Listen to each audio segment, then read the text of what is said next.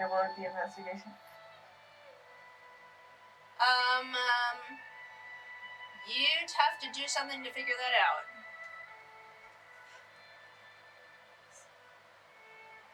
I was turned back into myself right there. So what I miss? Oh, in for tomorrow? I think that'd be fun, but probably not. Go ahead. Are you doing it or are you not doing it? I'm not doing it. Okay. Poof. I might do it as soon as he leaves. Okay, so he leaves. And then I'll go with him to talk to him. Okay, so he leaves, and, the guards that are there are female, they kind of tease him about it, and then, he exits the jail and is outside in the courtyard. Is he still in his bathroom? What? Luna. Where'd you come from? How are you? I'm sorry, what'd you say?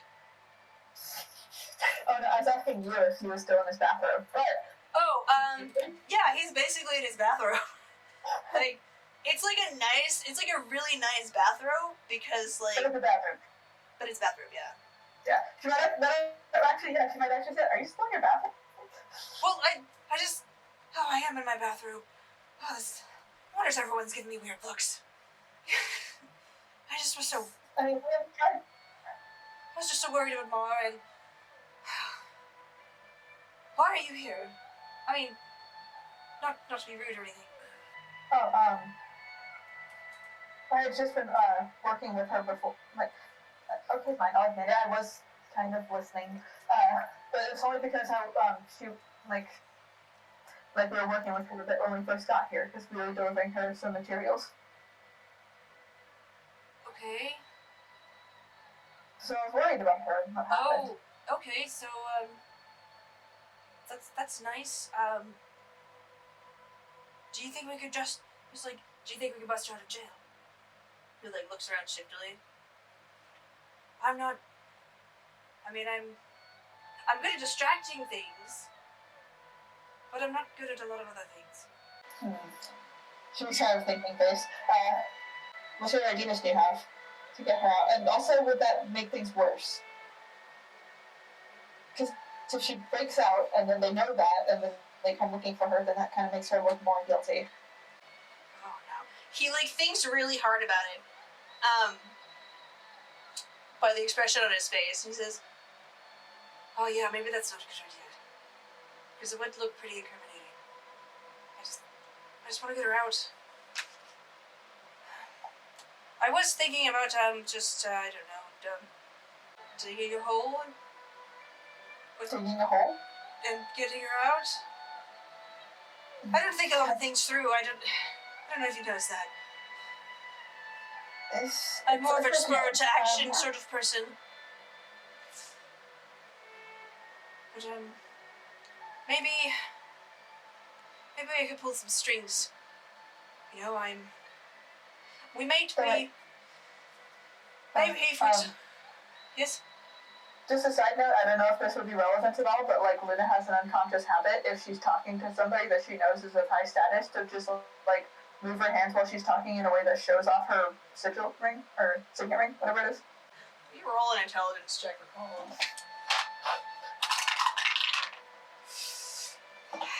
Completely misses it.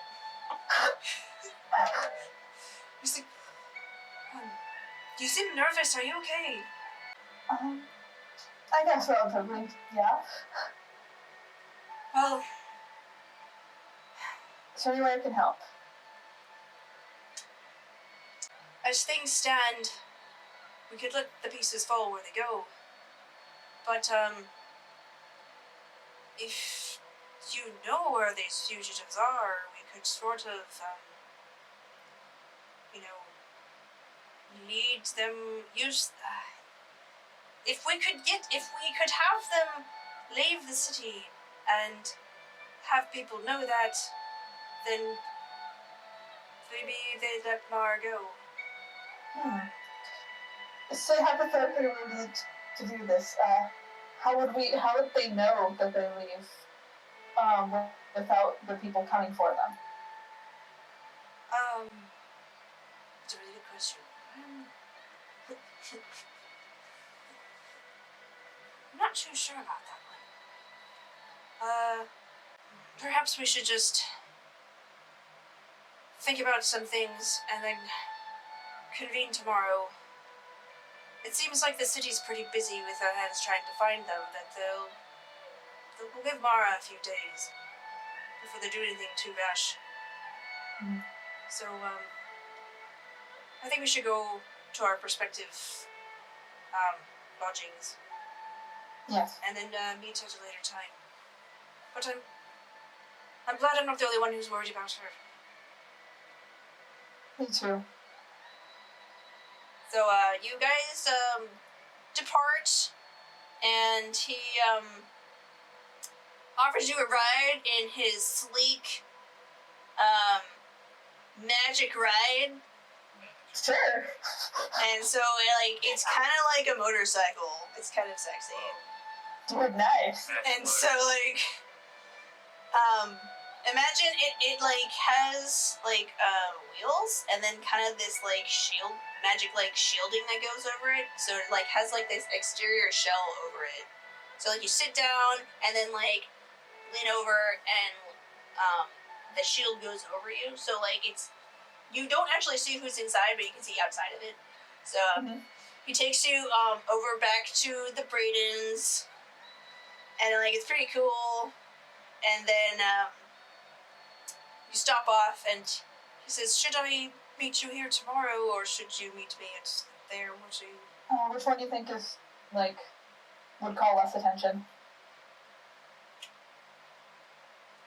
I think here would. Because, yeah, here would. No one really pays attention to Braydons. They're usually people who are quiet. Okay, then I assume you can meet us here. Sounds good. And so he goes back on his magic motorcycle. Goes away. Okay. It's like, I want a magic motorcycle. It's really cool. Okay. Back at the Braydon house. Woo! We're back together, guys. Back together.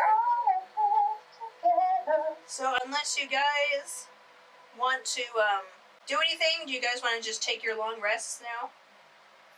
Yes. Yeah. I think we all need it. So you guys take your long rests. You all, we'll say that, just no big deal. Some of you sleep on the couches, 2 of you sleep on the bed and under the blanket forts, and are well rested.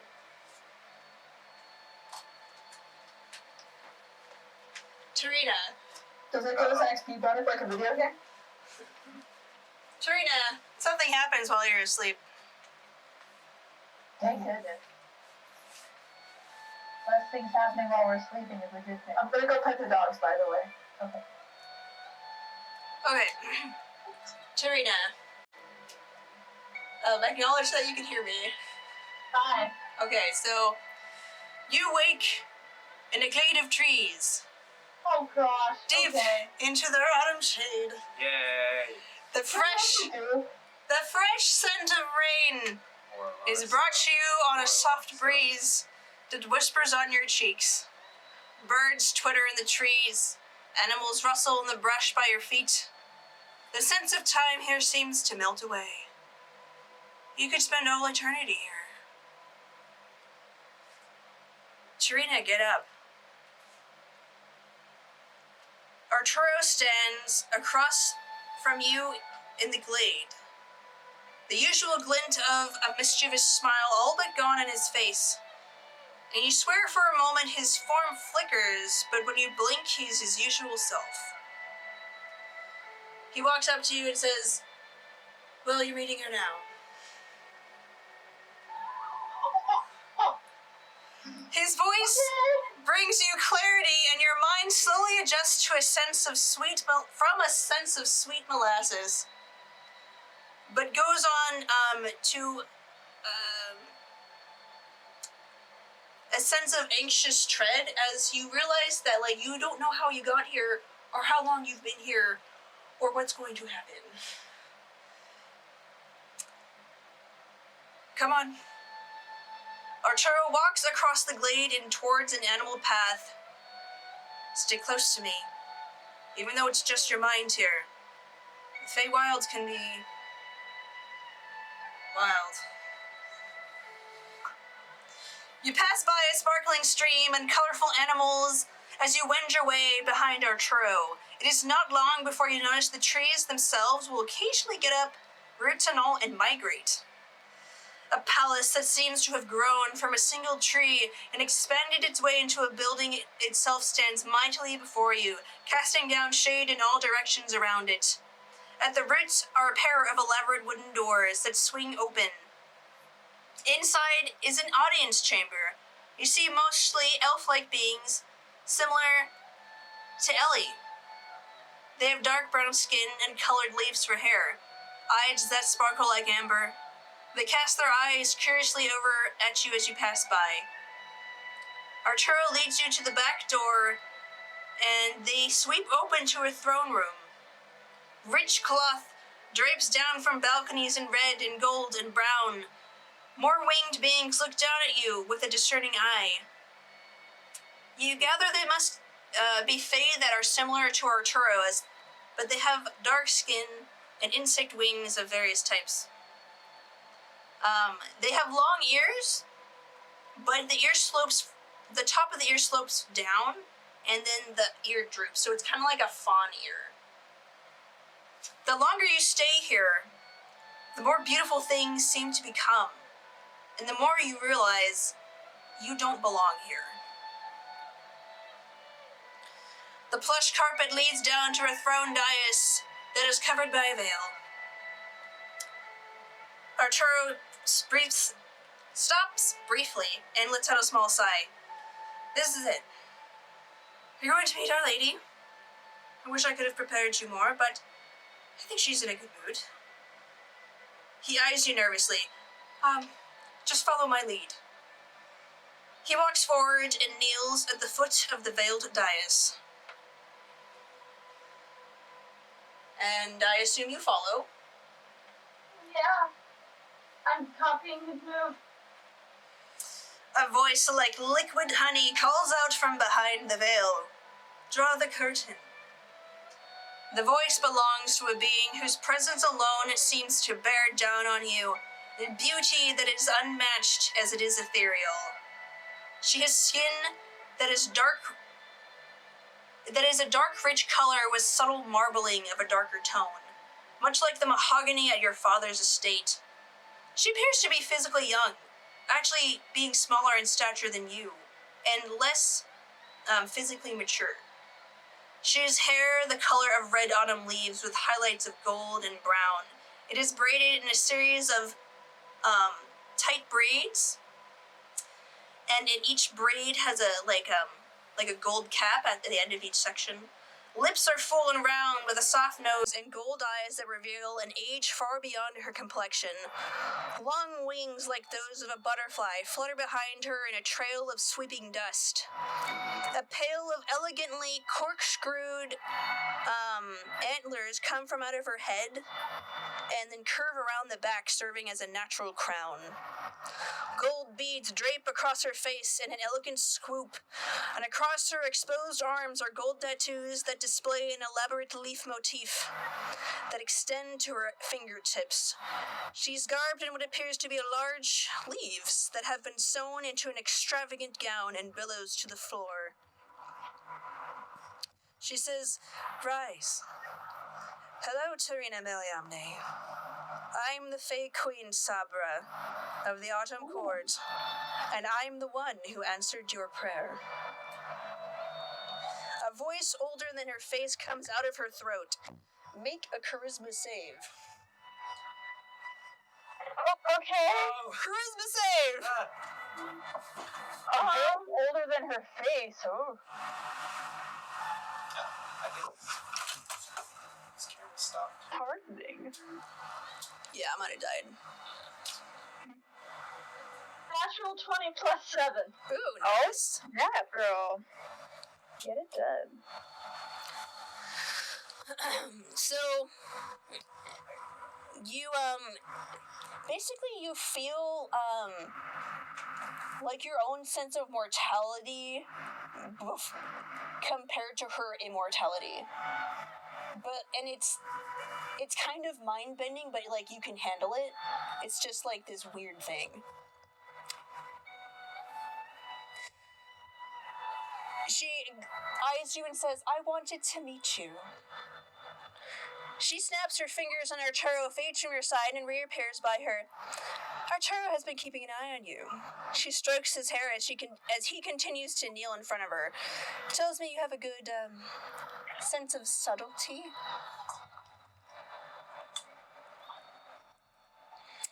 Her eyes flash for a moment. Make a wisdom check.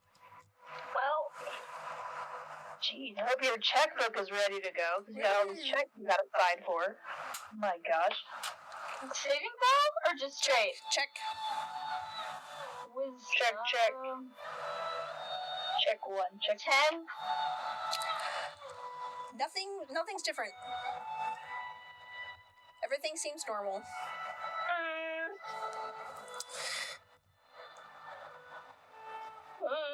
I'll say that you do manage to see, like, Arturo's form again, kind of, like, shimmer, like, very slightly. She waves her hand and Arturo returns back to where he was. I have a little test for you. Trifle, really. She sips from a wine glass and drags her nail across the rim of it. You see, from time to time, we Fae like to have a new little mortal around. She waves her hand, and the doors open to the left. A young human woman with pale skin and blonde hair comes out, followed by a male high elf, tan-skinned and brown-haired, and a young, dark-skinned dwarf child with a plume of dark curls. They appear to be well-fed, well-dressed, and relatively healthy. But there's just something a little bit off about them. Like, they're not quite all there. See? She gestures towards the human. I brought Cassandra here because she wants to make lovely dresses for the highest of ladies. I brought Eladar here because he makes a wonderful wine and wanted to serve it to the highest of courts. And she gestures to the little dwarf child. And little Maya here just wanted a mummy. So I brought them all here where they can be happy. I want a new one. Anyone will do. Preferably Drow. I haven't collected that yet. But if you can't get anything else, exotic, I'll take it. I'll give you 8 days to figure this new one out. Just bring him or her to a fairy circle and Arturo can do the rest. Of course, you could always say no. But, it would come out of your luck. And then, she snaps her fingers. You're back at the Braydon house. That's your patron.